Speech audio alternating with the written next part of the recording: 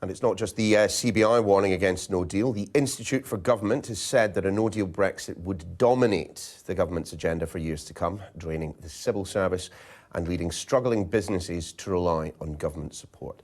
Well, to discuss this, we're joined now by Owen, Director of the Brexit Programme at the Institute for Government. Joe, good to see you.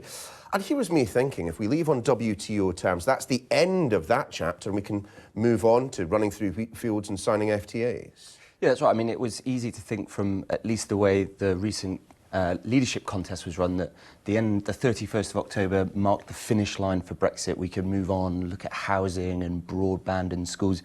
But the reality is, it's kind of just the starting gate. So it doesn't settle the biggest questions. What is our long-term trading relationship with the EU? What's our security relationship with the EU? How do we adapt as a country? I mean, just to put it in perspective, it's been just over 3 years since the referendum. Things like universal credit, automatic pension enrolment, these kind of government programmes can last for over a decade. So the idea that we will be in an end state or fixed state, even just domestically, let alone with our relationship with the EU, is just not right with no deal. I mean, the IfG also has some rather choice words about the situation on the Isle of Ireland in terms of where we are with direct rule. I mean, you believe that we will have to see direct rule if power sharing doesn't resume and we want to exit on WTO. Yeah, that's absolutely right. So, and this is something that David Lidington said when he was Deputy Prime Minister, Theresa May's alluded to it, Mark Sedwell, the Cabinet Secretary, has said it. So the point here being that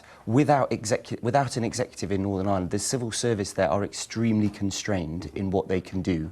Now, they are going to be the most exposed part of the country to a no-deal Brexit, and you would need ministers to be able to direct the civil service so that they can take some of the necessary mitigation measures, and that requires the introduction of direct rule with legislation passed here in Westminster. With all the attendant political fallout that would presumably precipitate. Let's just talk for a second, though, about the conclusion that the IfG has arrived at, that there is no such thing as a managed no deal. In what way is that true? Well, so the idea that there will be a host of side deals, possibly even a transition period that sits alongside a no deal exit, is just not the case. The EU have been very firm that this is not going to happen. It wasn't anywhere near going to happen in March, and it's not expected to happen in October either. But doesn't all the state support that we're having promised by government for business, doesn't that constitute managing no deal? Well, I think if by manage no deal you mean an agreement between the UK and the EU to help manage it, which is what the term has kind of come to know, then that just will not exist. You're right that there will be mitigation efforts here in the UK. The EU are putting in place their own unilateral measures, but the important thing is they are unilateral. They can be extended, amended, or revoked at any point. There is no deal basis underpinning them. But we keep hearing from, Dominic Raab, Boris Johnson, others of that kind of political persuasion, that we're turbocharging the economy, that we're pumping the money in at exactly the right point. Businesses will be able to take advantage. There's undoubtedly a huge amount more that can be done between now and October, but the reality is, as I said, it's 3 years since the referendum, little over 3 years. There is only so much you can do, and there is only so much domestic mitigation that can be done when all of the legal basis between our relationship with the EU and how so many businesses operate just falls away overnight. What is the IfG's position when it comes to whether or not we can make a success of a no-deal Brexit? If we leave on WTO terms, isn't it entirely possible, as, again, people like Boris Johnson and Dominic Raab are fond of saying, that we can come through this and we can be in a better position? I think the main thing to say about no deal is just how uncertain it is.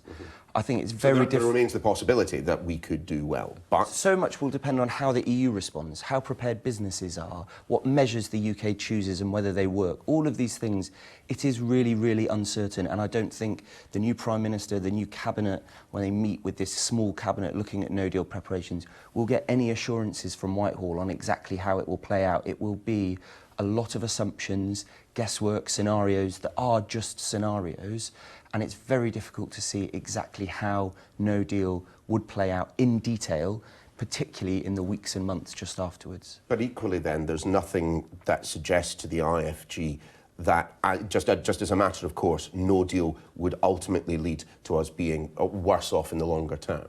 Well, look, we're not economists, but if you look at all of the economic forecasts, that is what they are borne out saying. The IMF, the Bank of England, the Treasury's internal analysis, which most of these ministers signed up to, that is what the kind of economic predictions all say about no deal.